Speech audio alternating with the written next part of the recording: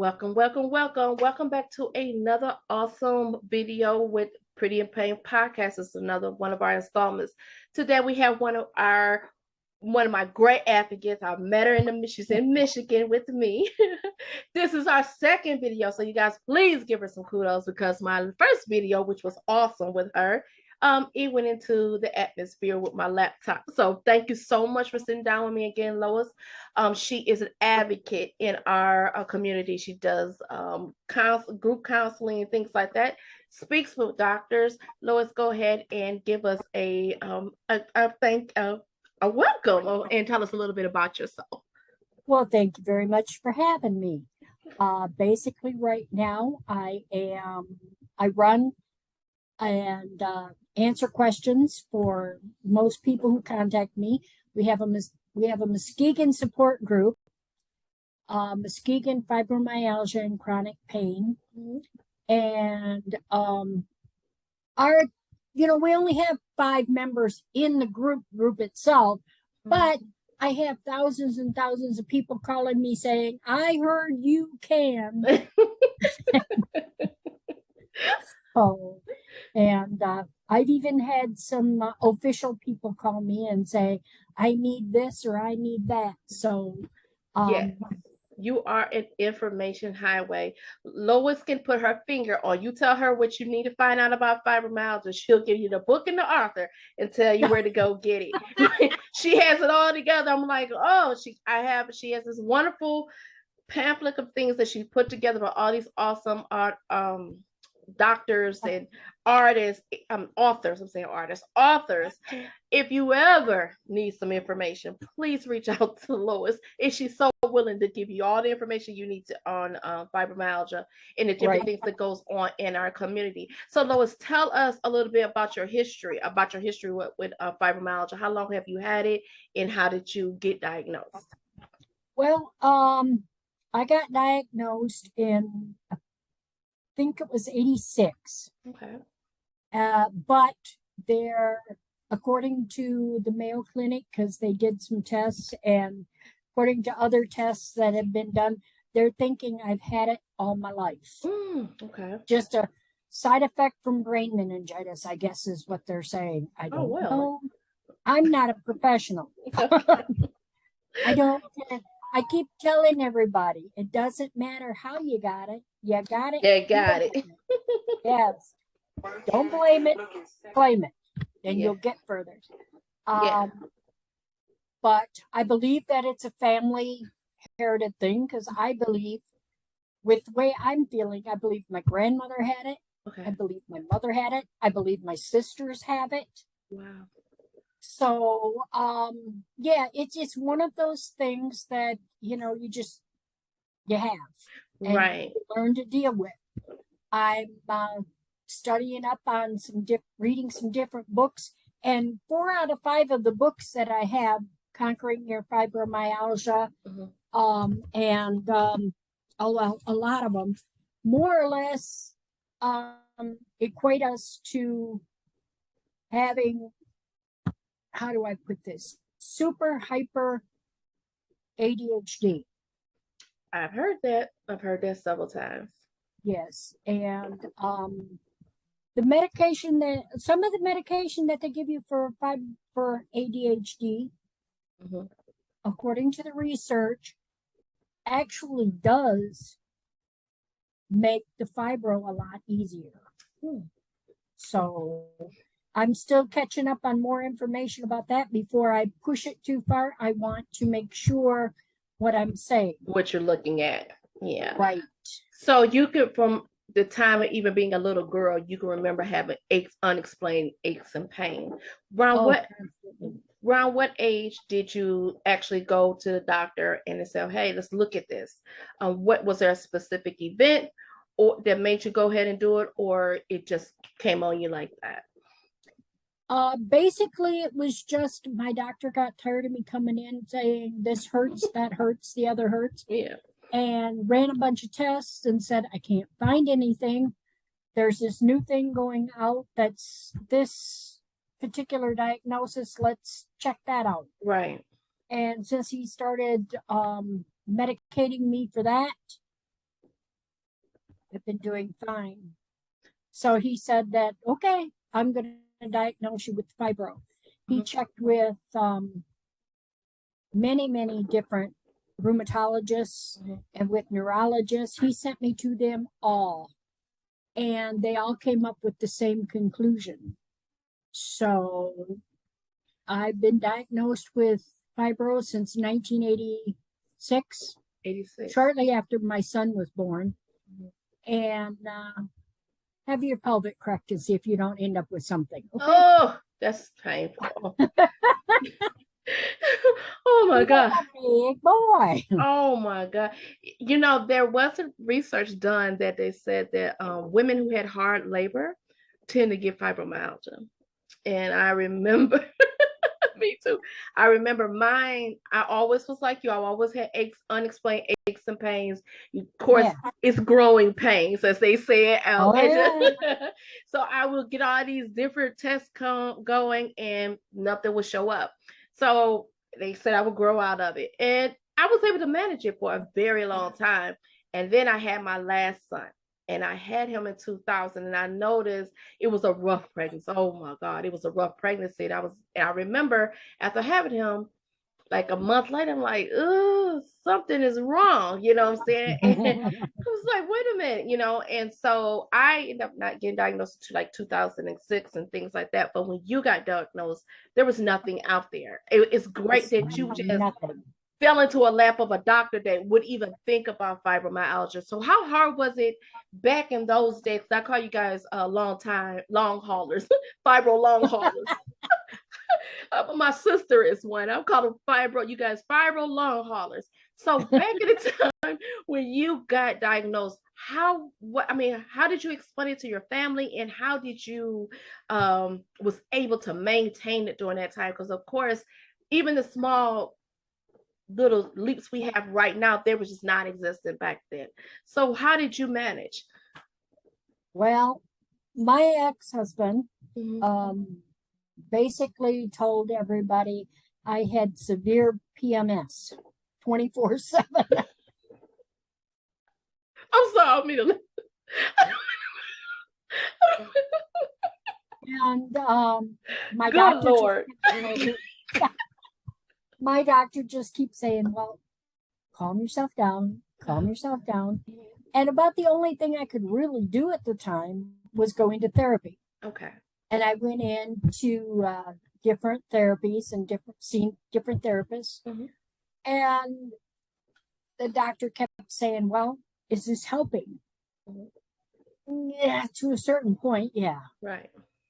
But, you know, there's more factors than just the mental health issue. Other than that, back in those days, it was deal with it. That's what it is. I mean, I could go into 1,000 different doctors and they'd all tell me the same thing. I can't help you. I have no further information.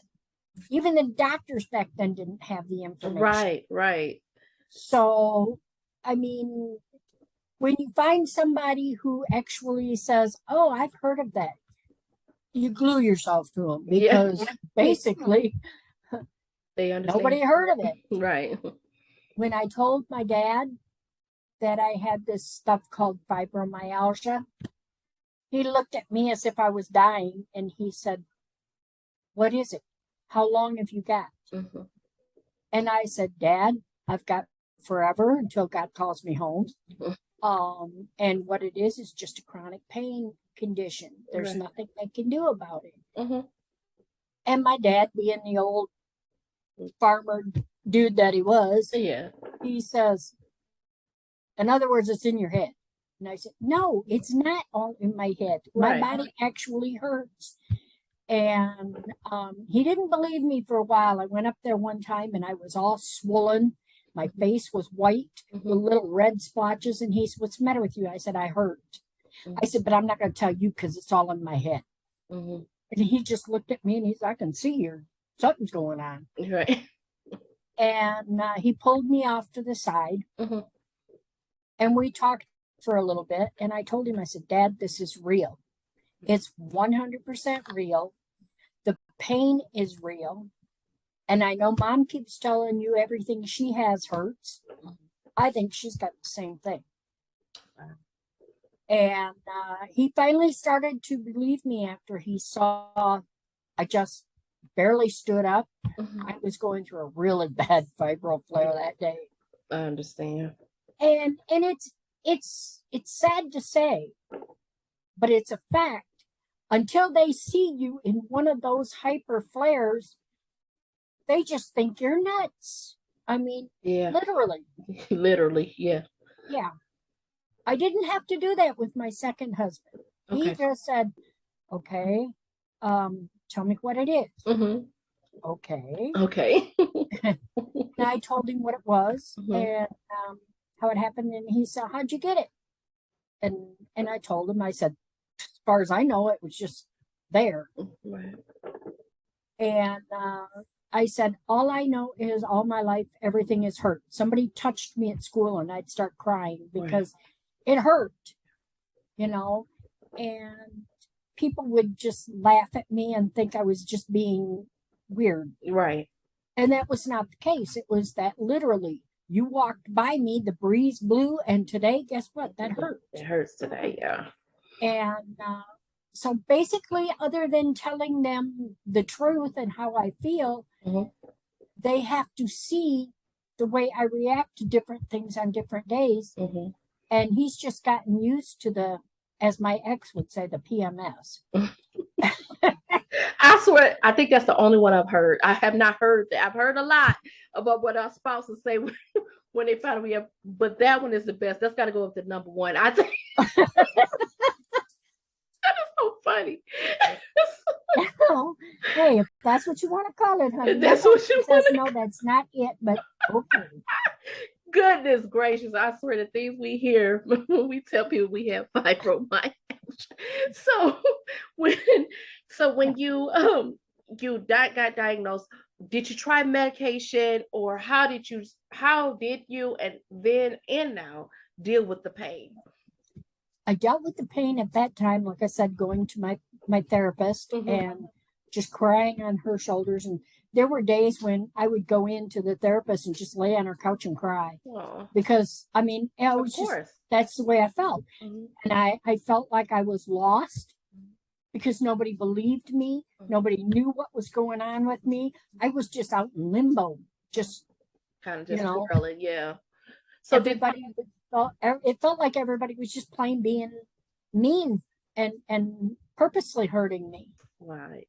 So did you have a therapist that understood fibromyalgia? She didn't understand fibromyalgia because she had herself just heard of it. Okay. But she says, I hope you don't mind. I'm going to use you as a guinea pig because I have other patients too that have the same thing, but you're more willing to talk to me. Right. So I said, okay, no problem. What am I supposed to say? No, I don't want to see you anymore. You're helping me, but you know. Right. I've always had the mindset that if I can say or do something that's going to help somebody else not have to go through it, right, let's do it. Let's do it, yeah. And she basically just, a lot of times she had me doing deep breathing. Okay. And I went to hypnotists. Wow. And actually the relaxation you get from the hypnotist, people think I'm nuts, but it helped. Okay. It put me back in a peaceful spot. Like it relaxed you really a lot. Right. It just helped your whole body relax. And I still have Dr. Jensen Yee's tape that I listen to every now and then. It just puts me down and completely relaxes you. Wow. Okay. Yeah. So you use a lot of holistic. So you're not like on medication. Were you just not on medication? It didn't affect you well, or did they try to put you on any type of medication, or this? I see you frowning up as soon as I said medication. Well, they've tried just about everything. I've tried the gabapentin. And when I tried the gabapentin, I was down to 140 pounds. Okay. I tried the gabapentin, went up to 240. I was going to say, you gained that weight, didn't you? And I tried the Lyrica. I gained weight on that, and it didn't do anything. Yeah. basically I'm on very few. Most of my medications are over the counter. Okay. You know, like your calcium, Vitamin D. glucosamine, Mhm. magnesium, Mhm. all this kind of stuff. The one I like the best is melatonin. So melatonin does relax you and get you in a sleep state where you're ready to go to bed and everything. No, but it relaxes me to the point where I can think about getting Okay. ready to go Yeah, into bed. that's great. Yeah, I know And a lot of people that's using it. Have you been using it for years or you just started using it? I've been using it for years. I Mm. started down at, well, they started me on half of a 5 milligram Mhm. and then just gradually built you up 5, 10, 15. You know, they just, Yeah. once your body gets used to something, gets Mhm. adjusted to it, Mhm. as long as it's still working, stay with it. Don't increase. I'll tell you the truth.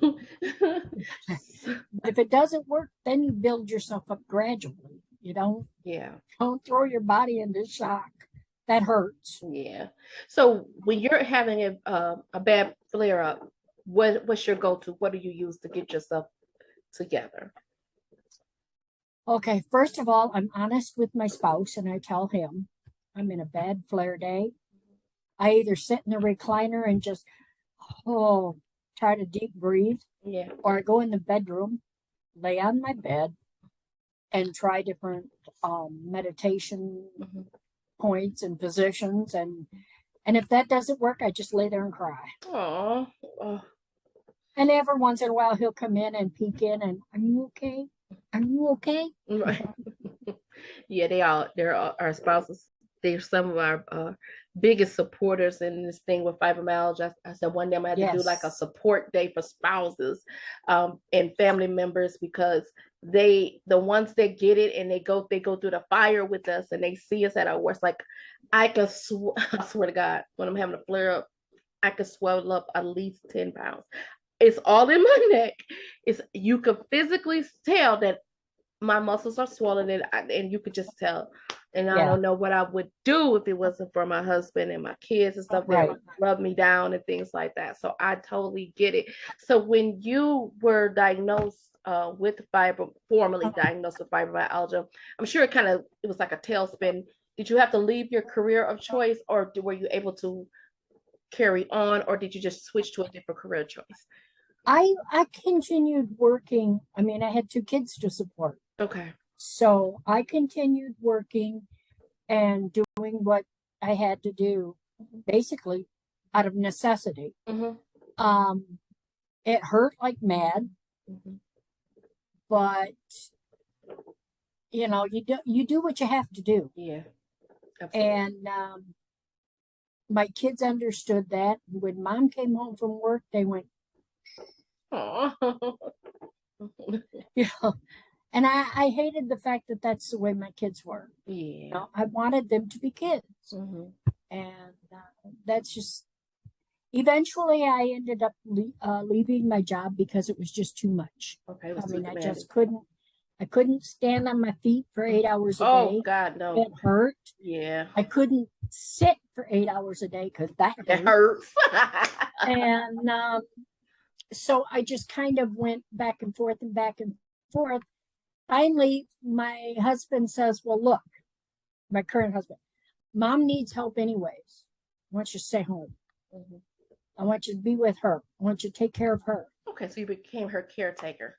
Yes. Wow, Well, that's she was great. not only my mother-in-law, but she was my best friend. Oh, I love it. I love it. And, you know, and I did. I went ahead and I did that, but it doesn't take the pain away. I mean, the pain's going to be there either way. You have to learn To work with it. Yeah. work with it. Yeah.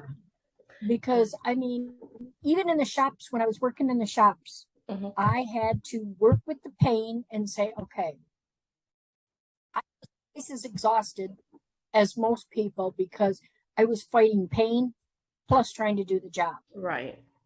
Yes.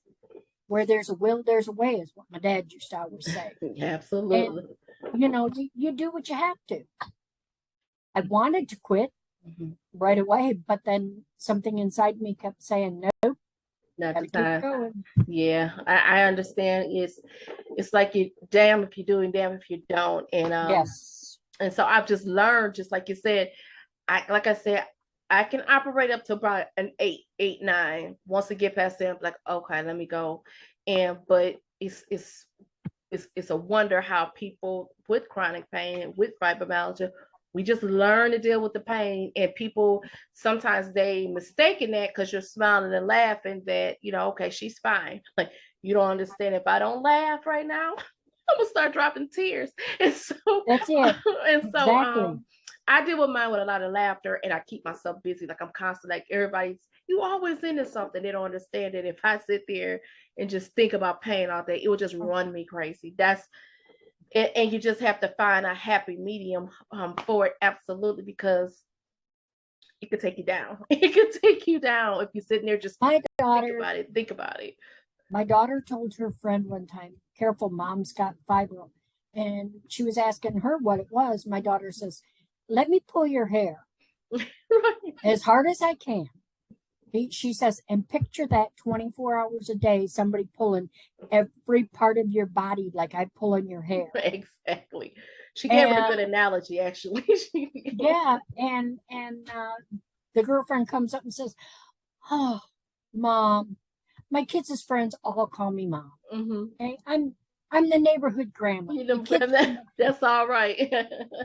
but she come up and she gave me a hug and she said, "I'm sorry, mom." Aw. She says, "My head hurts," and I said, "That's when I found out that Danielle pulled her hair and." said, "This is how it feels all the time, All the time. everywhere." Yeah. So let me show you how it feels. Yeah. It's Yes. easier to show you than to tell you. Right. I tell you. So with what made you decide to go into advocacy? Because she's one of our people up in part of Michigan. She has her own group and everything. So what made you go into, what's the name of your support group, and what made you go into advocacy? Okay. My support group is Muskegon, fibromyalgia, chronic pain. Technically, it's support person to person. Okay.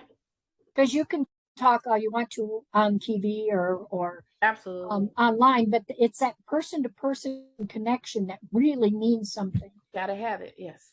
And I started out my group because there was none around here. Mm-hmm.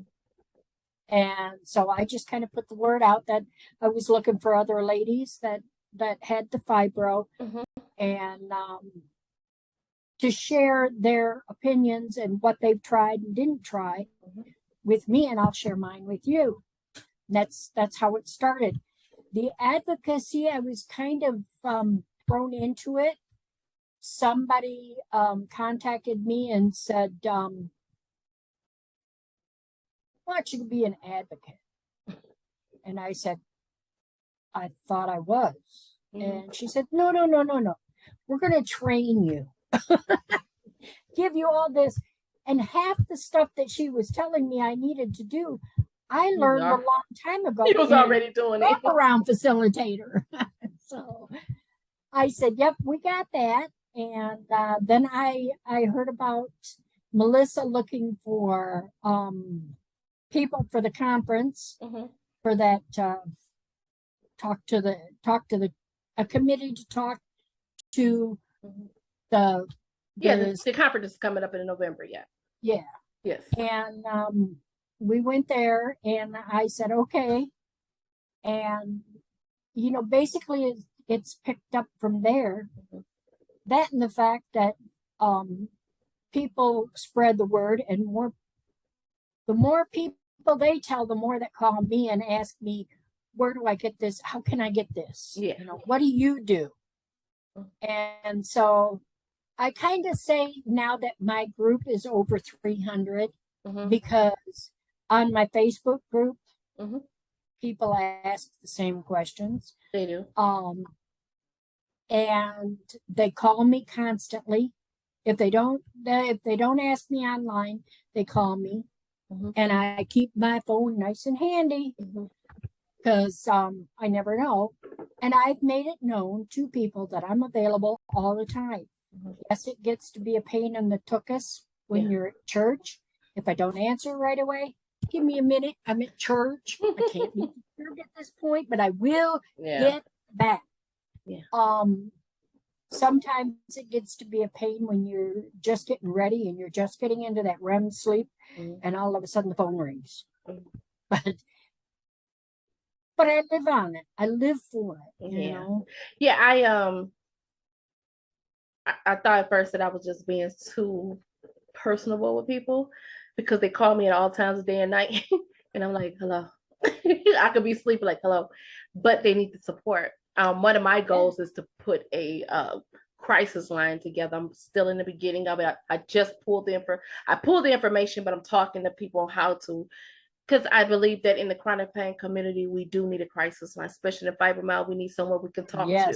And so I'm working on it. It seems like I got like 20 programs at one time, but that's like my baby. I want to make sure it's correct and it's done correctly.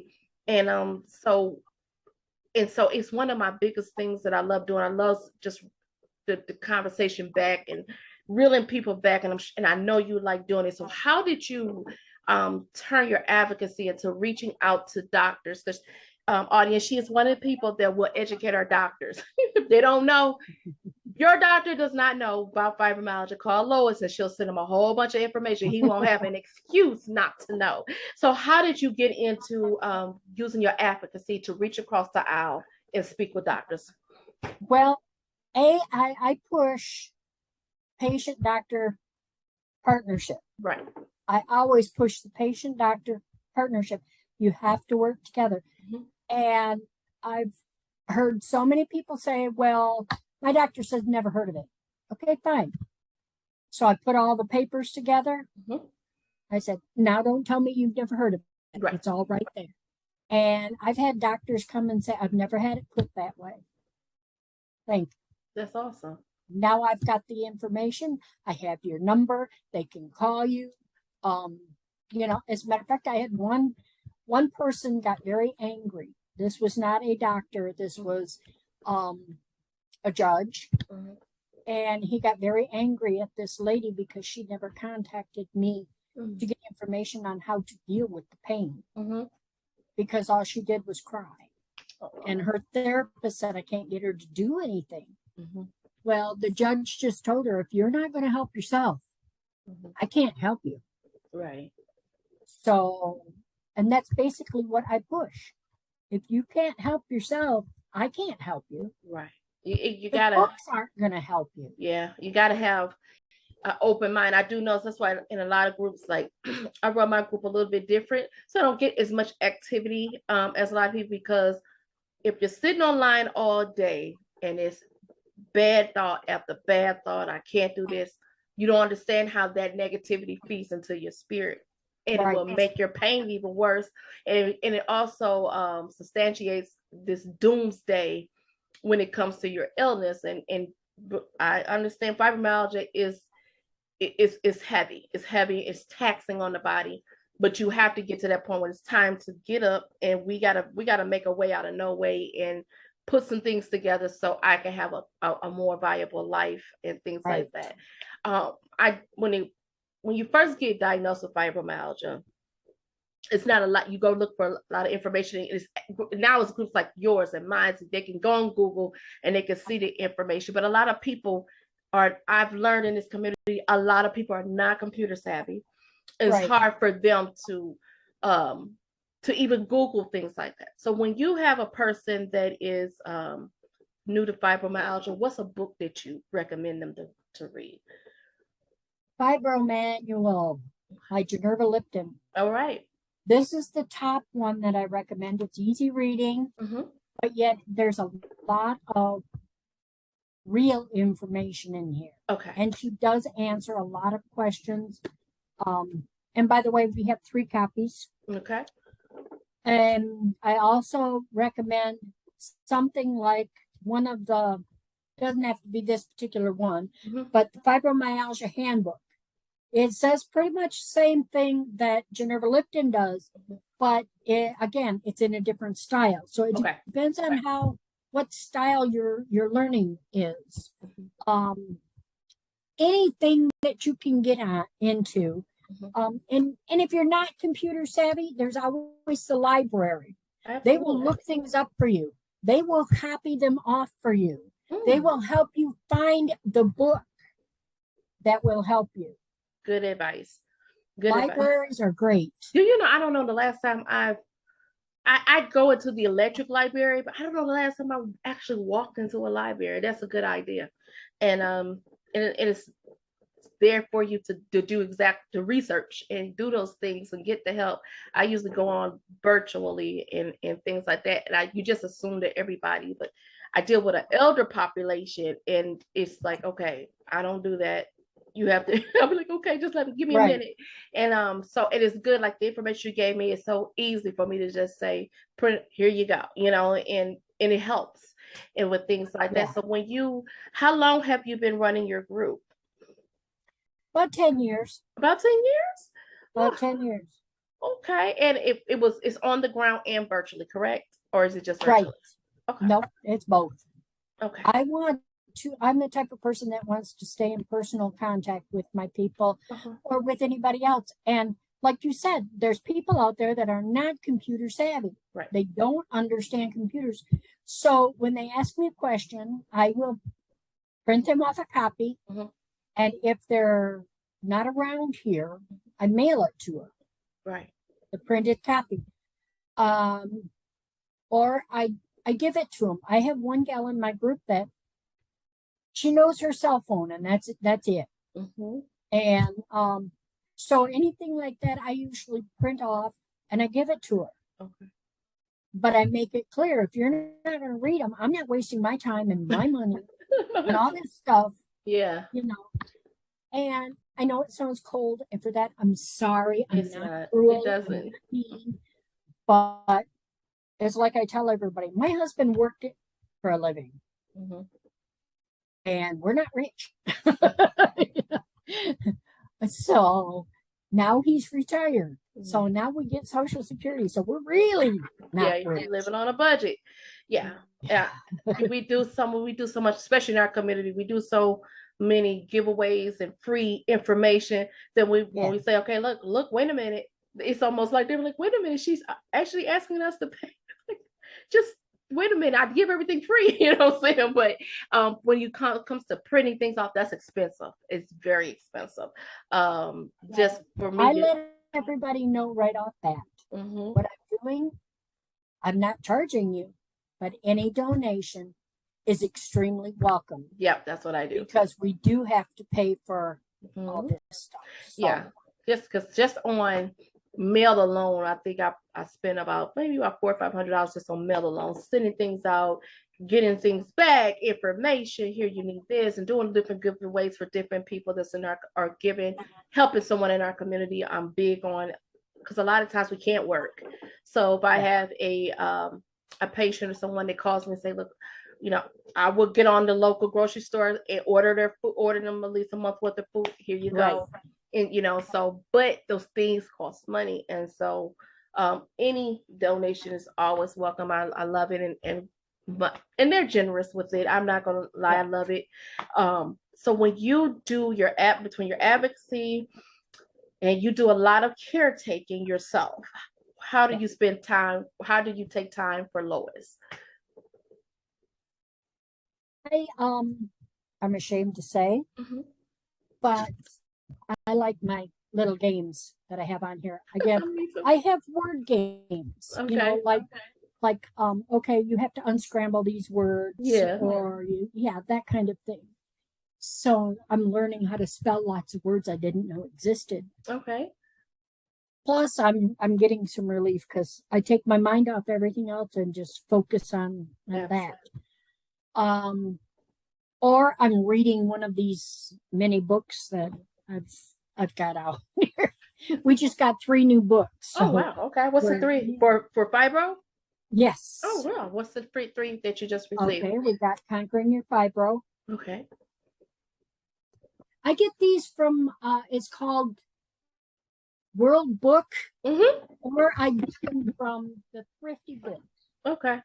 They're all, Your video went off. there it is. There we go. I see you. They're all discount books. They're not brand new, but they have the same information they would if they were new. Okay. And then we've got Fibromyalgia Relief. And then, of course, the Fibromyalgia Handbook. Okay. Yeah. So, basically, between reading and playing my games, that's about it. That's your self-care. That's taking care of, just taking that moment and taking a little time out for yourself, because we're always busy doing something. We're always in the middle of something, I swear. So when you what was your biggest hurdle? What would you say was your biggest hurdle with dealing with fibromyalgia? Dealing with my kids. After working, I worked 8 to 12 hours a day, and then come home and dealing with my kids. That was my biggest hurdle. Wow. Okay. They couldn't understand why Mama was tired. They couldn't understand why Mama was cranky. Why Mama just slammed the door and leave me alone. Right. They're babies. They don't understand that. Yeah. And how did you overcome it? My son had what's called explosive disorder. Okay. And I had to start concentrating on helping him deal with that. Okay. So that kind of focused my attention in another direction. Okay.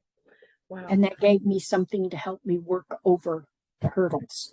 Because I didn't want to hurt him, but I knew I had to get this kid under control because he was good. I didn't want him to hurt me either. Yeah, I've seen that disorder. It can be very earth-shattering in families and things like that.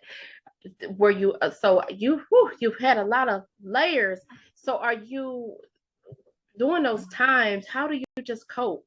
What is your coping? Is your coping your books and your games, or how do you just take a breath and just say, everything is going wrong right now, let me take a minute?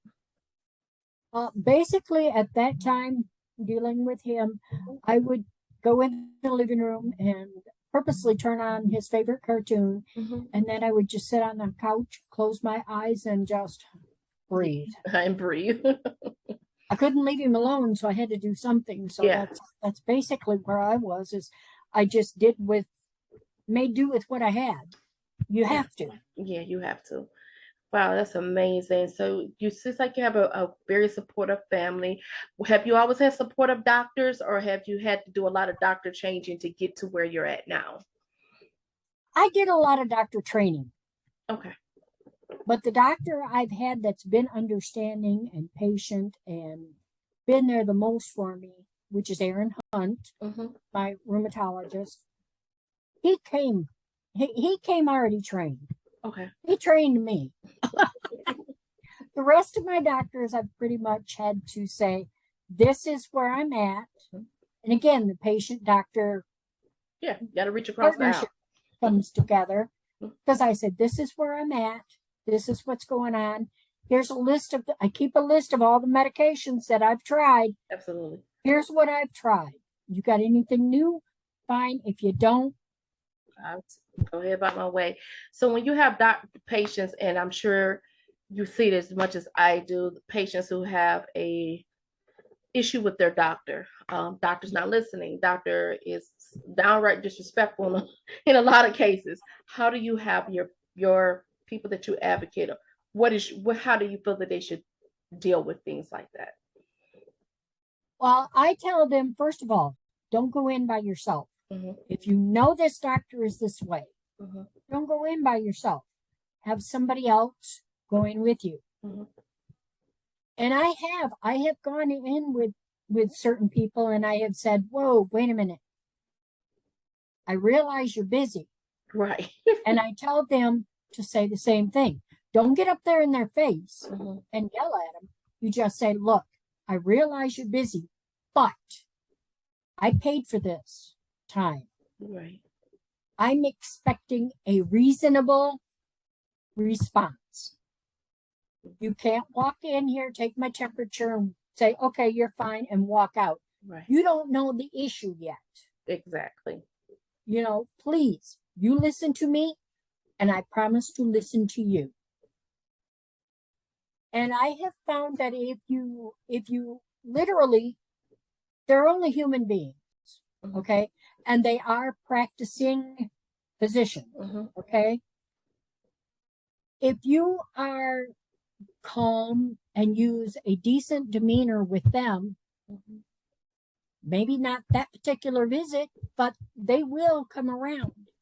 It may take you 2 or 3 visits, but they will see, hey, she's serious. Yeah. Do you feel that the disconnect is more that the patients are not prepared for the doctor's visit more, and the doctor's just, he's coming in there, you got 10 minutes, what's wrong? Okay, I'm out. Or so do you think it's more that the patient say, hey, I need you to take a minute and I need this, and this answer? Do you think it's more that the patients aren't being verbal enough of what they need from the doctor? Do you think that's a disconnect, or do you just have doctors who just, hey, they don't understand it, so they don't really spend time on it? I think it's a little bit of both. Okay. But I do recommend to everybody I talk to, okay, you have a doctor's appointment coming up. Write everything down. Yep. Get everything wrote down. They now have these things like My Chart or anything like that. Send them a copy through your patient portals. So they understand, Yeah. So they have a chance to look at it, so they're more prepared. And take this with you when you go. Say, look, I sent this to you. This is what I need. This is what I'm looking for. And I find that if you keep certain questions around and take them with you, like if you go to an emergency room or something because you're in so much pain you can't take it. Right. You keep that, and you cannot be ready for an emergency. Right. Ready. Absolutely. But if you keep a list of the last things that you talk to your doctor about with you when you go to the emergency room, that emergency doctor is going to be less likely to call you a drug seeker. Okay. Because he can see in writing, yeah, you've got this issue. Okay, well, she's not seeking drugs, so it's got to be something else, And I think that would work better than just going in and saying, I want something for this pain now. Well, it don't work like that. It does not work like that in a lot of cases. No, they expect respect just the same as everybody else. Right. Absolutely. So when what do you see the future going with your advocacy, with your group and things like that? What do you have on the horizon? I would like to, as soon as I can get things calm down, maybe in a year, I would like to start a YouTube channel and get that going. I wanted to get it going by now. I wanted to have it up and going by July, but my world is just not letting it. I understand. It takes a lot of work. I just started mine, and my laptop and everything went down, so I have minimal videos up, but it's a lot of work with just putting the videos together and things like that. And I'm not a person to just go live and just start talking. I want them to see it, visualize it, and understand what I'm saying to them. Yeah. It takes a lot of work to do those YouTube videos. Like I have to really take 6 hours and tell people, don't say nothing to me. I'm doing videos and things and they respect it, but it is a lot of work. And I said, man, maybe I shouldn't have did this on top of the advocacy but I love it. I do love it. I won't say I don't love it. I do love it and everything like that. So before I get you up here, with your fibromyalgia, do yours come with a dual diagnosis, or do you just have fibromyalgia? I have Sjogren's syndrome. Okay. Degenerative joint, degenerative disc. And as I've said, I've had meningitis a long time ago. I was like 3 months old when that happened. Wow. Okay. But everything, as far as I can tell and as far as I can find, is all related to the I mean, it can all be related to the meningitis. Really? But so meningitis has a long-term effect throughout your life? I didn't know that. Oh, yes. Oh, I thought Brain once you get meningitis bad. and spinal meningitis have side effects that go on and on and on forever. Wow, I didn't know that. Thank you for Yeah. educating me on that. I didn't know. I have a ringing in my ear constantly. Mm-hmm. It's a real light hum, and it just drives me nuts some days. That would drive me bonkers. And Yeah. it's all from the meningitis. Yeah. Wow. So if I may ask, when you're having a flare up with fibro, can you tell the difference between your fibro and your other symptoms of My Sjogren's and things like that? Can you tell the difference? sometimes. Okay. Sometimes when the fibro flares up, it automatically kicks into the Sjogren's going to kick in, and Okay. the joints are hurting. And Yeah, that's kind of how like I am. Okay. Yeah, your body just says, okay, if this is going to hurt, let's just get it all together. Let's do a round of applause and do everything together.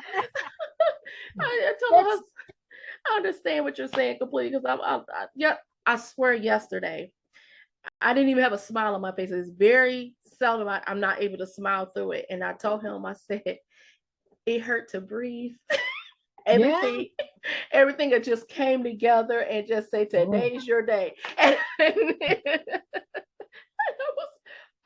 and you don't have to, and believe me, you don't, all you got to do is mention it, and you're sharing it with everybody. I'm telling you, and every one of my diagnoses, it seemed like they came together in one fist and just started just beating the hell out of me. I swear to God, I was in pain yesterday. It had been, I think what it was though, Lois, is that I had not had a bad flare. I've had a flare up like a couple weeks ago, but I haven't had a really bad flare up like that in so long. It just took my breath away. I was like, oh, wait a minute, So I mean, you have your flare-ups here and there, but then you get one of those flare-ups, you're like, ugh, I gotta come out of this and stuff. So I was so evil yesterday. I was irritated. I was like, leave me alone, and things like that. So with your fibromyalgia, you're more holistic.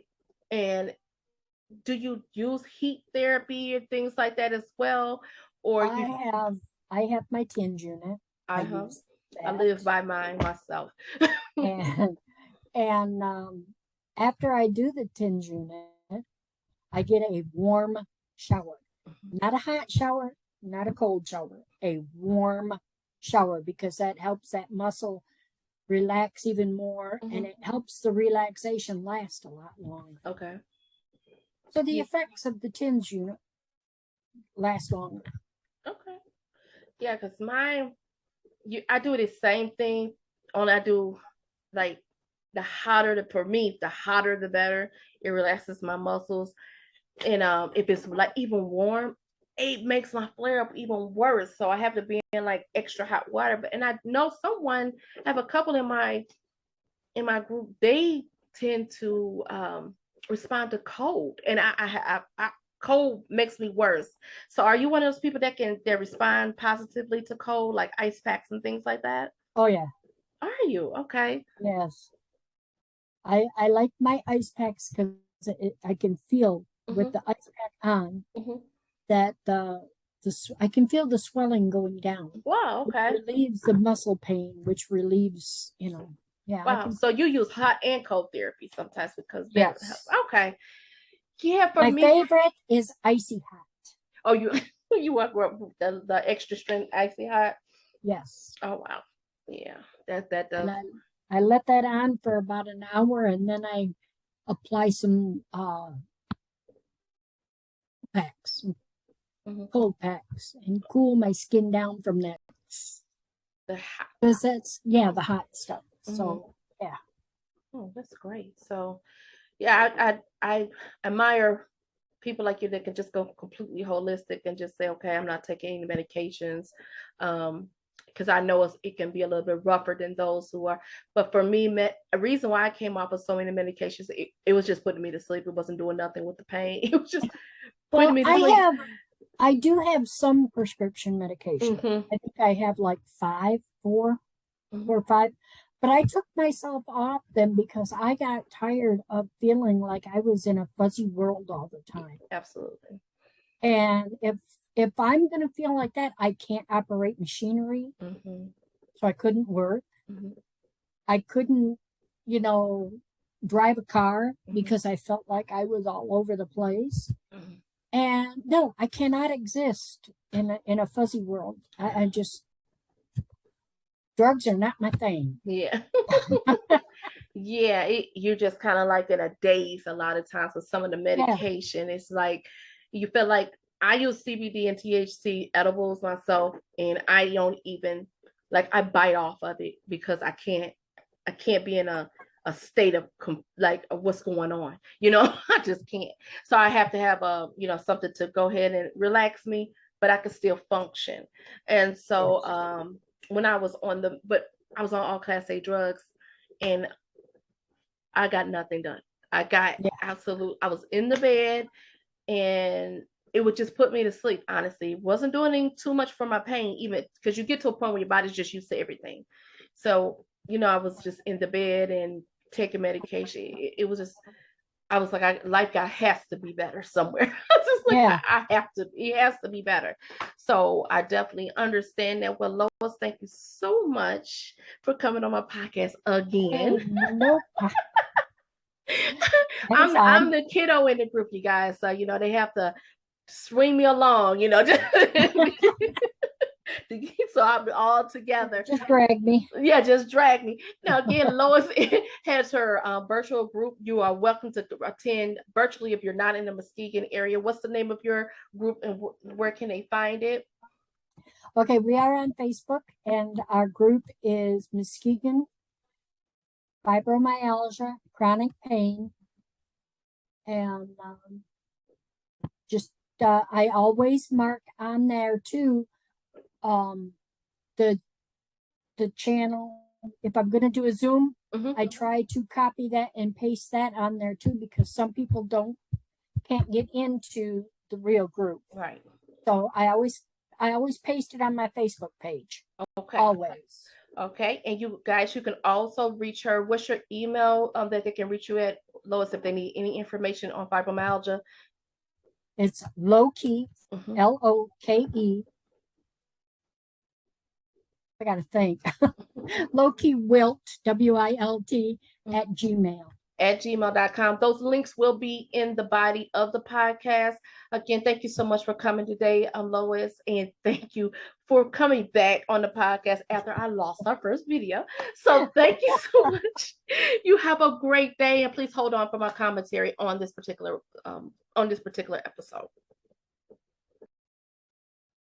Thank you for coming back, for hearing my commentary on this particular episode. I am so glad that you was able to sit with me today with Lois Wilterdink. She is a great advocate in this community.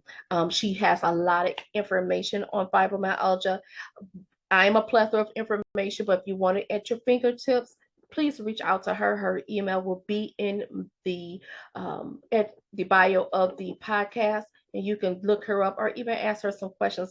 A lot of you ask me questions, I'm able to give it to you. But if you're looking for like books and things like that to support what we are supporting in the fibromyalgia community, she is a person who is just a highway of information that you'll want to speak to.